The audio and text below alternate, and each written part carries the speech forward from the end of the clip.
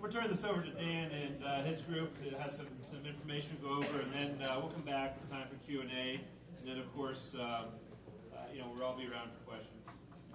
Yeah, obviously we're just touching these topics. I mean, there's a lot more information we hope to provide in future seminars. In fact, it's our intention to have perhaps 2 or 3 of these a year, not necessarily with royalties, although that will certainly be another one, but covering a lot of different areas. So be on the lookout for notifications. We'll send email informations and maybe some print ads advising the people of future seminars. Back a few years ago, when our 4 law firms discussed about, can you hear me? Back about 4 years ago or so, when our 4 law firms discussed getting into oil and gas litigation, we saw all the activity going on and thought, hey, that might be something of interest, and we saw the business opportunities out there. And our 4 firms made a dedicated effort to really study oil and gas law and just essentially concentrate on it for the most part. And we have filed a number of cases, represented hundreds of people in litigation against the gas companies. And what was interesting is once we got into representing people in oil and gas matters, it really comes down to 2 areas. One is contracts. We call them oil and gas leases, but that's a contract. That's all that is. And it's either a breach of contract issue or an interpretation, because sometimes they use words that are vague, ambiguous, you're not sure what they mean, and you got to go to a court to interpret it. And the second major area is real estate issues. Whether it's who has title to the mineral interests, where they severed years ago in a prior deed conveyance, did I inherit it? And you get into issues of dormant mineral acts, maybe issues of trespass. But those 2 areas are primarily what oil and gas litigation is about. Now, on the royalties, the starting point is pulling your lease out and reading the provision on the royalties. Unfortunately, for a lot of people, when they entered into their oil and gas leases way back, they never really paid attention. I would say the vast majority of people never really paid attention to the terms of the lease. I don't want to say they were blinded by the upfront bonus money, because sometimes it was small, it's $5 an acre, $10 an acre, and that's hard to get blinded by. But as the play matured a little bit and the price went up on the upfront bonus money, people just signed and really didn't understand exactly what they were signing. And a lot of people thought, because the primary term of most leases is 5 years, and I wish I could count the number of people that said to us, well, if I get in a bad lease, 5 years goes like that, it's going to be done, and I'll just enter a new one and stuff like that. Well, what they found out is that's what they call the primary term. But leases can be held by production for 100 years. I've seen leases that are 1910. So you're really signing, when you sign a lease, you have to assume that that lease will be for 100 years, because it'll hold you by production, which we call HBP. So unfortunately, a lot of people never paid attention to the relevant terms of the lease, just signed it. And the gas companies know that. They know you're not going to really look at the terms of the lease. And unfortunately, too, most people did not go to a lawyer for whatever reason. They just didn't want to go to a lawyer. They trusted the landman. They seemed trustworthy. They talked a good game. And everybody has a story, I'm sure, or knows of one. And anyway, they put the lease aside, and some years go by, and now you have an issue. A legal issue, and what do? You pull out your lease, you dust it off, and you start reading it. And then you start realizing some of the stuff that you agreed to. And then you start thinking, oh, that's what I signed. That's what that means. So with royalties, first thing you do is you got to look at your lease. Now, there are essentially two basic types of royalty clauses. One is what we call a gross royalty, and that says the gas company pays for all post-production costs related to gas production. Now, that is the gold standard. Most people do not have a true gross royalty lease. Most people have what we call a net royalty lease, which I'll get to that in a minute. But this language here that I have, that's up on the board there, is actually language from a Tug Hill lease that our group negotiated. We have a land group going on right now down in Marshall and Hyde counties.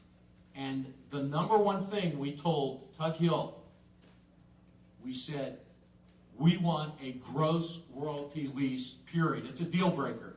I don't want any deductions. I don't want to hear compression fees, transportation fees, marketing fees. Who can make sense of that? You gotta have Steve attached to your hip to read that. So we didn't want our clients to go through that. And you'll see the language, I bolded it, where it says without any deductions or expenses of any kind whatsoever. None. Zero, except for, of course, taxes.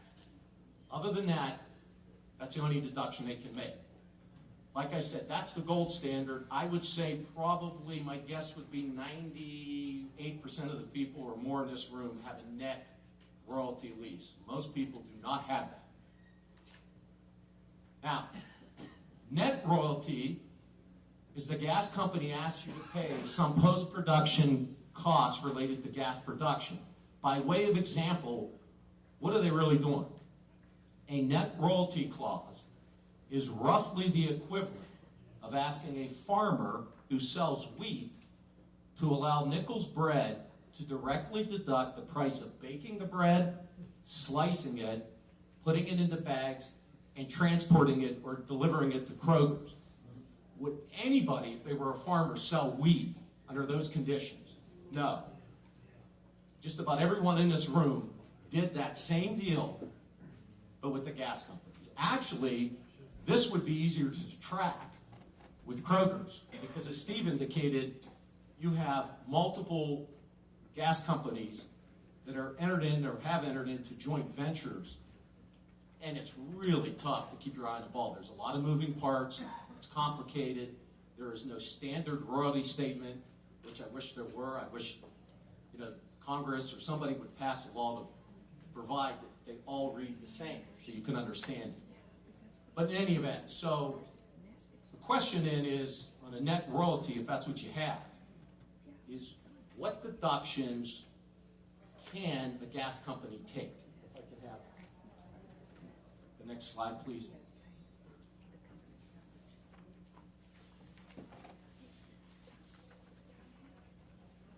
I'm going to show you two net royalty clauses.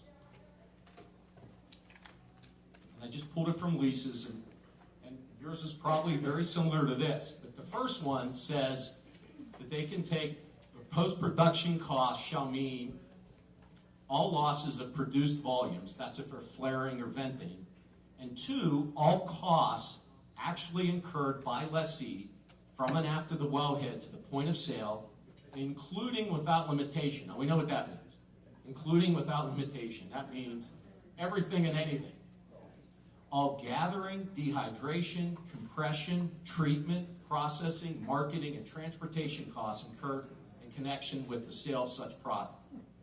I'm sure there's people in this room that have signed a similar lease with language like that. That's very broad. Not quite as bad as the next example, but that's still that's broad and wide. And unfortunately, what our firms have found in litigation is gas companies, I'm not sure if it was Matt or Steve said, sometimes it's just clerical errors. That happens. And sometimes increase their profit, they have to get their expenses up to be able to deduct, because the less you make, the more they make. And, they don't always deal from the top of the deck. And so it gives them an opportunity to make deductions, and it creates mischief. Now, this is one of the worst ones I've ever seen, but I just want to show you. So it has about the compression charges and all that, but look at number G. And any other costs and expenses of any kind or nature incurred in regard to the gas or the handling thereof between a wellhead and a point of sale. I mean, I don't even know how anybody could help you with that, because you couldn't even know what expenses they are. You have to rely upon them. I mean, some of this stuff you can at least look on some websites and check the price of gas and stuff. There is no way to independently check this. It's just no way. Next slide. So, just briefly, I want to go over the three main areas that we see with legal issues and royalties. Underpayments. Okay, first, the gas company deducts expenses even though the lease explicitly prohibits deduction. Now remember what I said, if it's a gross lease, it says there shall be no deductions. Well, and this is the lease right here, with no deductions. That's actually a Tri-Energy lease that was assigned to AB Resources and then to Chevron. Our firms currently have a class action case in federal court in Wheeling. Actually, at the end of the month, we have a hearing before Judge Bailey. Believe it or not, even though that said that, they're taking deductions. But at least you don't need Steve to see they're taking deductions. I mean, I don't need him to interpret that, because anytime there's subtracting, that's bad. Now, guess what their defense is in that case? No, that wasn't us. That only said we can't make deductions. But once, after the point of transfer, downstream, if somebody else, does it, takes deductions, and we pass that on, we haven't violated the terms of our deal, of the contract. That was their defense. Now, the case got settled, but that was their defense. Now, in the lease, with the Tug Hill lease that I had mentioned earlier, because who would think anybody would do that? But because of our experience, we saw that and said, okay, we're not going to let them get cute again, or some other gas company. So in our gross lease, we prohibit the ability of anybody taking deductions, at the wellhead, downstream, upstream, doesn't matter. No deductions means no deductions. I don't know if John or Eric want to comment on the AB case. You guys have any comments, John? No, I'm fine. Okay. So, All right. excuse me, do you find in your experience when Steve referred to those points of sale in the system, is that where your clients are getting paid? So when you litigate, you can tie those payments back to a sale price at those points? Yes. And like I said, this one, I mean, Question. oh, I'm sorry. Yeah. Go ahead. I don't know if I can say it. What I ask is that when you litigate on behalf of your clients for the value of the gas sold, does it tie back to the points of sale that Steve referred to in his presentation? With the AB Resources case? I think he's saying where he sells it at is gonna be a price of what they paid for when he takes it to the. Yeah, now, So that's gonna determine what the price was at that well. yeah, but now sometimes what the gas company will do, they'll get cute again. They'll sell it to an affiliate at a substantially marked down price, and I'm sure Steve sees that all the time. And so what they'll do is they'll pay you a royalty based on the marked down price.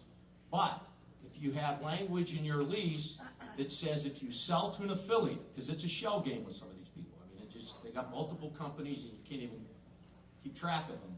If you sell to an affiliate, the price you would get on the royalty is the fair market value of what they sold if it were sold to a independent third party.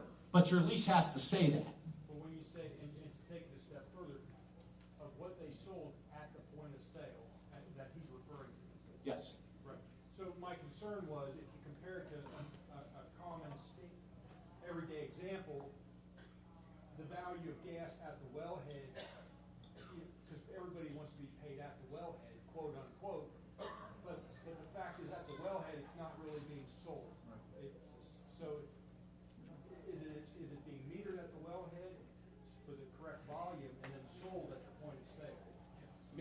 most gas, right, Steve, is not sold at the wellhead. Yeah, It's where it's sold at. Right. That's what I think, that would determine the value though. The map Where it was with sold, the that red when it was dots, sold. that's where it's sold at. But the transfer cost would be that price of what it was paid for at that site, right? The deductions, all the deductions, transportation, gathering systems, all those deductions you may see on your royalty stub, that's all the charges they want to charge you to recover their costs.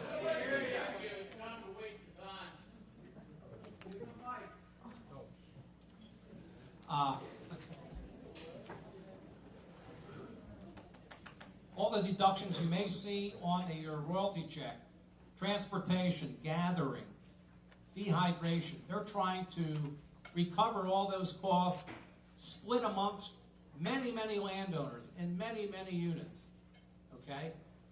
And those are the costs associated with getting the product from the wellhead to the place where it's sold, which could be 15 miles away, 30 miles away, 5 miles away. Okay? So if somebody puts in $1 million gathering line to service 4 different units, they would like to recover that cost amongst all of you people in those 4 units, if the lease allows them to do that. Why wouldn't they sell it to the highest person paying the highest price? Well, oil and gas companies enter into long-term contracts for the sale of their products. They can be 5, 10, 15-year contracts. So they're locked in.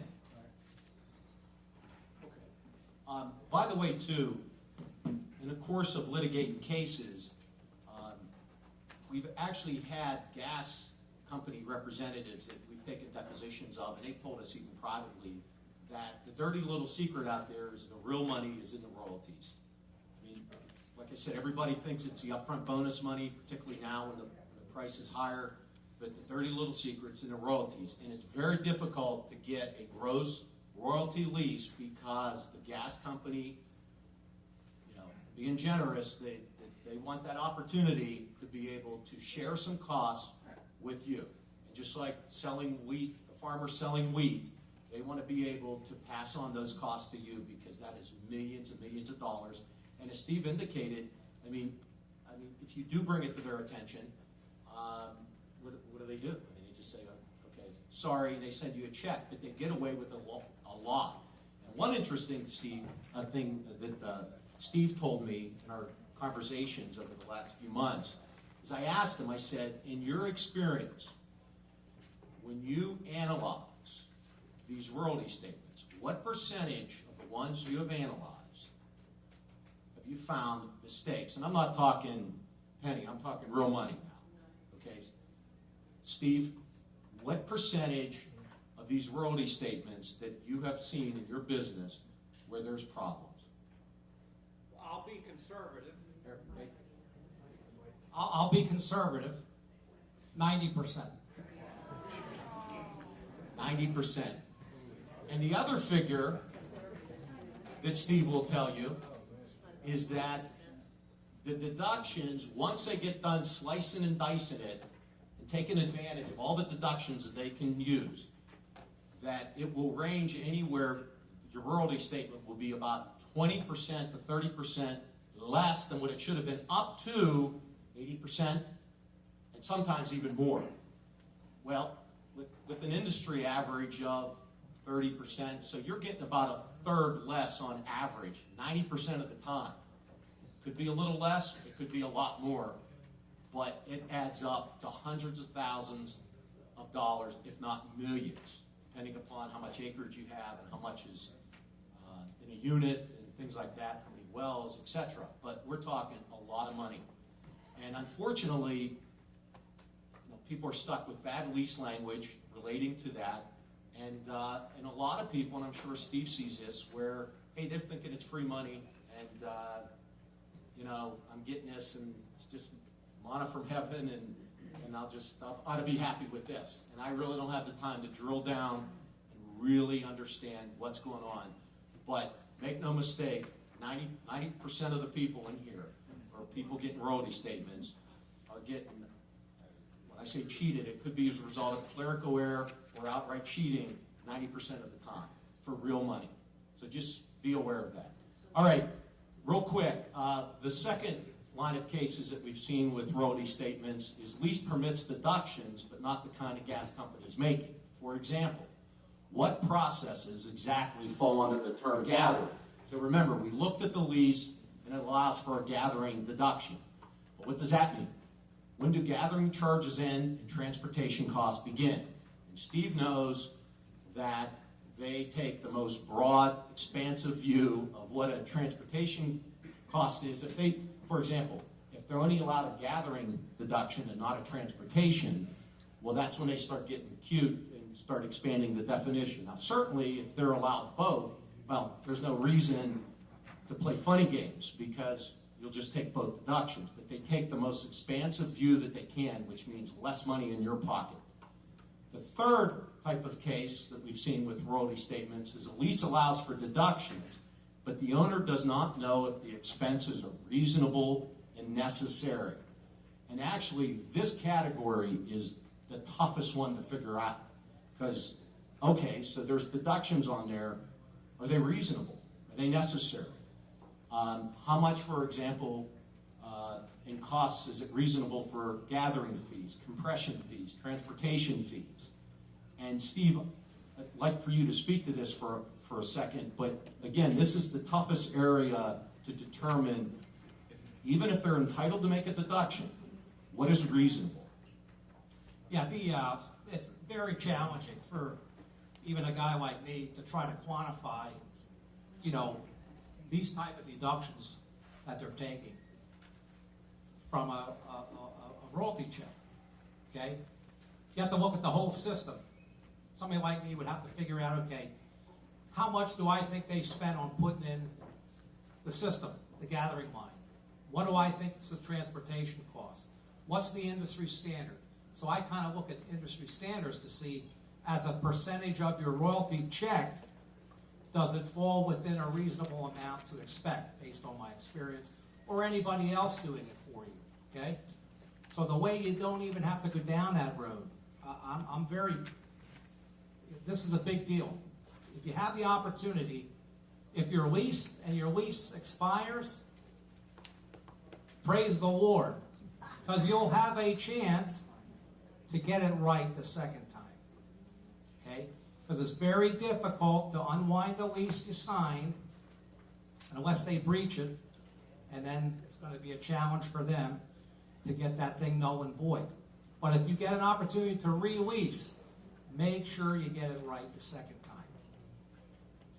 By the way, too, another bad clause that's in a lot of oil and gas leases, unfortunately, is an arbitration clause.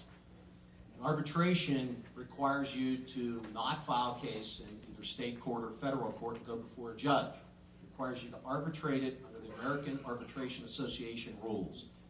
And we've been involved in some of those cases. It's awful. Never sign a lease. I can't think of an instance that anybody would want to sign a lease with an arbitration clause. Number one, it's cost prohibitive. Unlike the local judge that's paid by the taxpayers, you can just file the suit. You got to go to, say, Pittsburgh office of the AAA, American Arbitration Association. They'll appoint 3 people. You have no idea who they are, billing at about $250 an hour times 3. That's $750. They require $10,000 up front when you file, and then they're on the clock the whole time.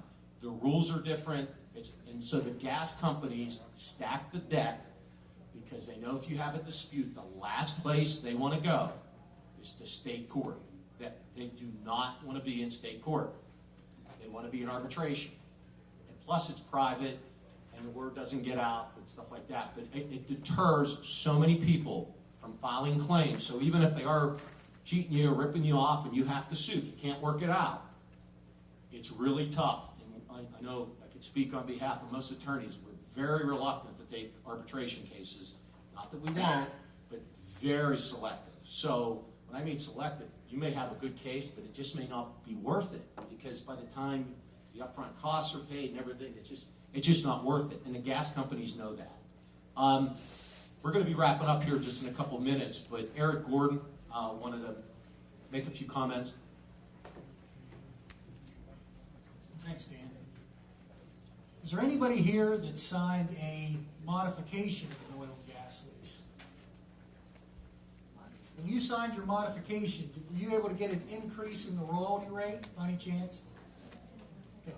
From time to time, that would happen. I wanted to just give an example along the lines of what Steve was saying, that every time something like that changes, whether it be your acreage in the unit or your royalty percentage, if you're able to get an increase, you need to go back and calculate your royalty statements and double check it every time. I have a client that's fortunate enough to have a ton of acreage, thousands of acres. Now, he doesn't own thousands of acres of oil and gas, but the pipelines had to come through. One of the companies needed to get a pipeline through his property to their compressor site, and they didn't have the foresight to realize they were going to have to go through him before they built the site, so they were kind of stuck. When that occurred, they had to come back, sign modifications of his new leases that he signed, and they went from 16% royalty to 18 3/4. And then they also had a couple of old storage leases that they had to go back and modify, and those went from 12.5 to 18 3/4. So we had 4 different properties. And what we found in the past 4 years since he started, and it's a Chesapeake Stat Oil issue, so you're getting checks from both companies. The first time, Stat Oil was paying him as if he only had 12.5% royalty on one of his parcels. So we had to go back to Stat Oil and say, look, you're not doing this correctly. And much like Steve said, okay, we're sorry, we'll correct it, here's your back money. About a year later, we went back and looked, and they had added another parcel of his in, and Chesapeake was paying at 16%, not 18 3/4. So we had to go back to them and say, look, you're not doing it right. Okay, we're sorry. Here's $120,000 in money that we didn't pay for. Yeah, that's correct. That's absolutely correct. There wasn't an interest payment that came with that. But, okay, we made a clerical error, we're corrected. Now they're in the process of selling Chesapeake. They put finally the last 2 pieces into his unit. Chesapeake's now paying correctly on everything. And now for these last 2 pieces, Stat Oil's not paying correctly again. So that's 3 times the same property owner, 4 pieces within a mile of each other. We've had to go back and argue over those. And every time they fess up and say, okay, we'll pay. But if you don't look and don't, it's relatively an easy calculation. Your percentage of the acreage in the unit times your royalty percentage. And it's something, I don't want to get too technical on some of this, because Stat Oil and Chesapeake, on occasions, will do their disbursement decimals differently. This gentleman that I'm telling you about was relatively simple. All the time, their disbursement decimals were the same. So when I saw one appear to be different on a particular check, I'd call them up and rectify. But what I'm seeing in certain areas, and I don't know if you're seeing this as well, Stat Oil will now do a different disbursement decimal than Chesapeake. And when you ask them about it, they will say, our disbursement decimal reflects 32.5% of the whole. So they will change it. And this goes back to the couple over here when I was trying to explain that to you. And I'm not going to lie and tell you I'm the best at explaining it. But in my opinion, if the disbursement decimals are the same, they will times that number by the percentage and volume of oil and gas that each company has marketed and sold. So if the disbursement decimals are the same, it'll be times by 67.5% of what's marketed by Chesapeake, 32.5% by Stat Oil. However, if they're going to change the disbursement decimal, and Stat Oil's is only going to be 32.5%, okay, of what the full disbursement decimal would be, they have to then times it by the total volume of both companies together, or else they're double dipping it. Now, like I said, that's just, I think, common sense. Now, what do you think about that, Steve? Does that at least sound right? Yeah, see, yeah. Okay? He would know more than I would about that, but just common sense says they can't do that and deduct it twice. And the problem, I'm not so much seeing that on the Marshall County royalty checks that I've looked at, but some of the Ohio and Brooke County ones that I've seen, that's what they're doing. And the real kicker is Chesapeake will do it the same way they've always done it. It's Stat Oil that's made the change. So then you have two different companies doing it two different ways. So it makes it that much more confusing. Okay? Now, maybe this will change for you going forward once the sale potentially takes place. But I just want to make sure that those type of things you can check. If that number changes in a particular month, you can see that and know, hey, I've got to ask some questions as to why it's changed. Whether it be because acreage has been added or subtracted from the unit, or whether you got the benefit of acquiring another interest.